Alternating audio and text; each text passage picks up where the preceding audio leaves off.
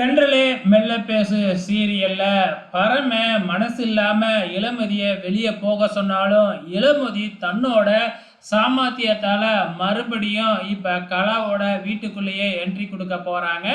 So இப்போ பரம வந்து மனசே இல்லைனாலும் கலா திட்டம் போட்டு இளமதியை வெளியே அனுப்பிட்டாங்க.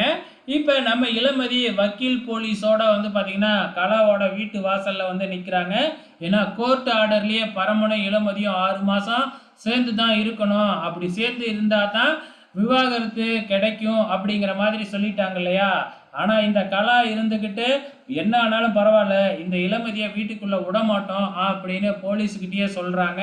ஆனால் நம்ம பரம இருந்துக்கிட்டு இதுதான் சந்தர்ப்பம் இளமதியை மறுபடியும் வீட்டுக்குள்ளாரையே கூட்டுக்கிறதுக்கு அப்படின்னு சொல்லிட்டு பரவாயில்லம்மா அவள் வீட்லேயே இருந்துட்டு போகட்டும் அப்படிங்கிற மாதிரி பரம சொல்லிடுறாப்புல. இதுக்கப்புறம் என்ன, பரமனே சொல்லிட்டாப்புல கலாவால் வேறு எதுவும் செய்ய முடியாது. மறுபடியும் இப்போ இளமதி நம்ம கலாவோட வீட்டுக்குள்ளாரையே போக போகிறாங்க. ஸோ இது வரைக்கும் வந்து பார்த்திங்கன்னா நம்ம பரம இளமதி மேலே கோவத்தில் இருந்தாப்புல. இப்போ இதுக்கப்புறம் எப்படி இருக்க போகுது, இளமதி மேலே கோவம் இருக்கிற மாதிரி காமிச்சுக்கிட்டாலும் இளமதி மேலே பாசத்தை காமிக்க போகிறாப்புல. அதே நேரத்தில் கலாவை நோட்டமிட போகிறாப்புல நம்ம பரம. ஸோ இனிமேக்கு என்னென்னலாம் நடக்க போகுது அப்படிங்கிறத பொறுத்திருந்து பார்க்கலாம்.